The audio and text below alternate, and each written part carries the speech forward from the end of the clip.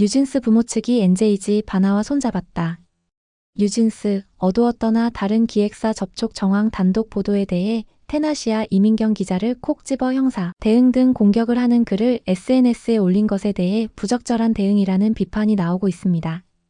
이른바 팬덤을 이용한 좌표 찍기 공격에 해당한다는 반응이 나오고 있습니다. 고상록 변호사는 오히려 뉴진스 부모들의 대응이 허위사실에 의한 명예훼손에 해당할 수 있어 따져봐야 한다고 진단했습니다. 아는 변호사 로앤모어에서 밝힌 뉴진스는 권력이다라고 진단한 내용이 소환되기도 했습니다. 고상록 변호사는 이민경 기자와 과거 인터뷰한 적이 있는데 뉴진스 멤버들에게 우호적이고 옹호하는 입장으로 보였다면서 뉴진스 부모들이 악의적 기사라고 단정해 공격한 것에 대해 이는 역효과일 것이라고 전했습니다. 또 이민경 기자는 기자이면서도 싱어송라이터로 가수 생활도 하는 아티스트로 밝혀졌습니다. 고 변호사는 이민경 기자가 형사 대응을 할 경우 탄원서 및 무료 변론에 나설 것이라고 강조했습니다. 버니즈들의 좌표 찍고 테러 만행이 이어지고 있는 가운데 한버니즈 유튜버가 이야기왕TV를 좌표 찍기로 공격하는 테러가 벌어지고 있습니다. 제대로 논리적으로 반론 등 대응을 하면 될 것을 테러 행태를 보이는 모습이 팬덤 행태라니 황당하기만 합니다. 크게 세 가지 이야기를 중심으로 자세한 이야기 지금 시작합니다. 고상록 변호사가 테나시아의 NJG 바나와 손잡았다. 뉴진스, 어두웠더나 다른 기획사 접촉 정황 단독 보도에 대해 뉴진스 부모 측이 내놓은 공격성 글에 대해 조목조목 비판했습니다. 고변은 기사 형식 등 전반적으로 문제가 없다는 평가를 했습니다. 뉴진스 해인이 SNS 방송을 통해 곧 에이전트가 생길 예정이니 걱정하지 않아도 된다고 말했기 때문에 독자들은 당연히 궁금증이 생기는 것이고 기자는 역할상 취재를 할 수 있다고 했습니다. 그리고 뉴진스 멤버들이 CNN 해외 언론 인터뷰, 홍콩 공연 등을 감안할 때 어디선가 돕고 있다는 것은 당연하기 때문입니다. 고변은 사실 무근이라는 정도의 부모들 대응까지는 괜찮았을 것이라고 했습니다.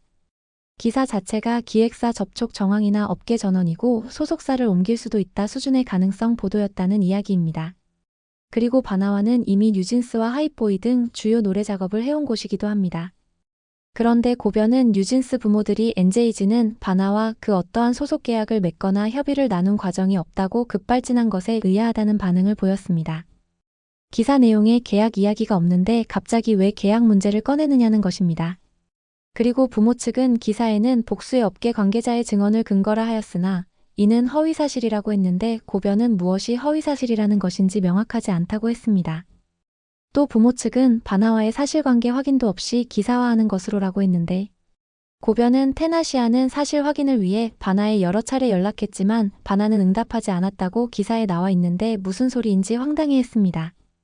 결론적으로 고변은 형사 대응한다는데 내용 자체가 고소할 대상이 되지 않는다고 진단했습니다.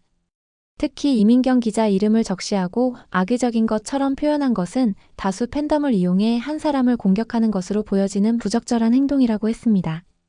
일종의 좌표 찍기로 공격하는 행태라는 이야기입니다.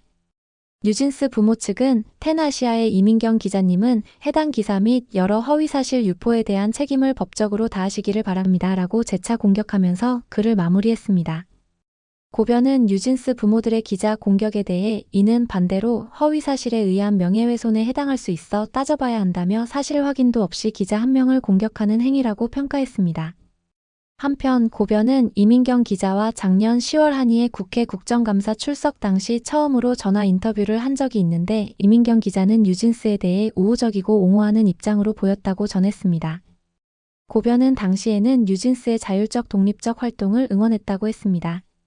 다만 한이가 어두어를 상대로 직장 내 괴롭힘을 주장하고 있는 것에 대해서는 법적으로 피해를 인정받기 매우 어려울 것으로 내다봤습니다. 그럼에도 미성년자에 대한 부당한 대우 등 추가적 입법 보호를 비롯한 공론화장을 통한 산업 체질 개선에 대해 긍정적으로 평가했습니다. 작년 10월 당시 인터뷰 내용 중 몇 구절을 살펴보겠습니다. 고상록 변호사는 무시해라는 말 한마디가 정신적 고통을 주는 행위로 인정받을 수 있다고 단정하기 어렵다며 앞뒤 사정 전후 맥락 없이 그 사건으로는 판단할 수 없다고 설명했다. 그러면서 그는 방시혁 하이브 의장이 인사를 받지 않았다는 것 역시 행위의 의도가 직장 내 괴롭힘에 해당한다고 입증해야 하는데 매우 어렵다.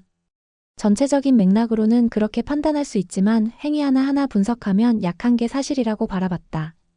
고상록 변호사는 그러면서도 돈을 많이 번다고 혹사당해도 되는 건 아니라며 근로기준법이 이 문제를 포섭하지 못한다면 추가적인 입법 행정작용으로 해결해야 한다. 사회적 인식 수준이 높아지면서 공론장이 형성돼 논의가 이뤄지고 있는 상황이라고 말했다. 그러면서 그는 연예인은 미성년자일 때부터 사회생활을 하기 때문에 부당한 대우를 당하거나 착취당할 환경에 놓일 가능성도 높아 사회적으로 보호할 필요가 있다. 거시적 관점에서 산업 자체의 체질을 개선하고 문제를 풀어나간다는 측면에서 대중사의 논쟁이 이뤄지고 있는 건 긍정적인 일이라고 바라봤다. 이상의 기사 내용을 보면 고변도 뉴진스의 우호적인 입장이고 이민경 기자도 우호적인 입장에서 기사에 반영했다고 볼 수 있습니다.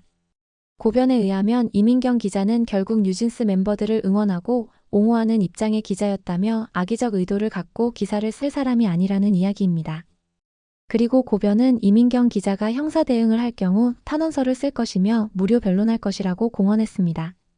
네티즌들은 아는 변호사 로앤모어에서 제시한 뉴진스는 권력이다라고 진단을 떠올렸습니다. 몇 가지 댓글 반응을 보겠습니다. 팬덤이나 부모, 미니진 측은 고소.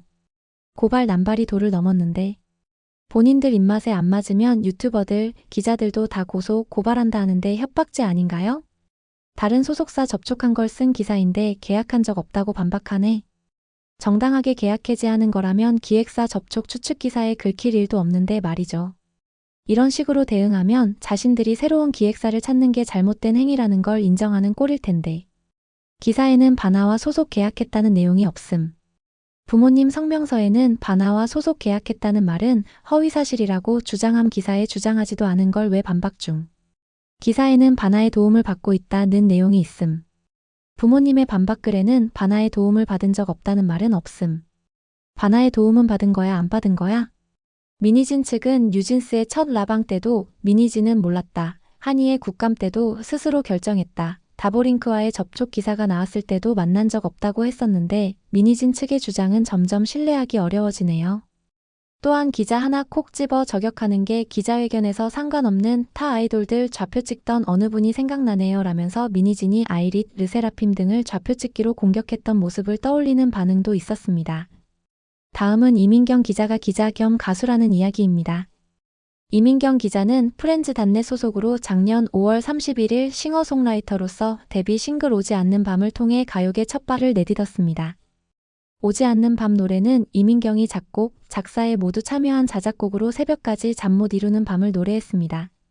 이 곡은 외로웠던 마음을 치유하고 편안한 밤을 맞이하기까지 이야기를 반전 넘치는 선율 속에 담아냈습니다. 이민경 기자는 작년 5월 당시 연예 전문 매체 테나시아 입사 3개월 차 신입 기자였던 시기였습니다.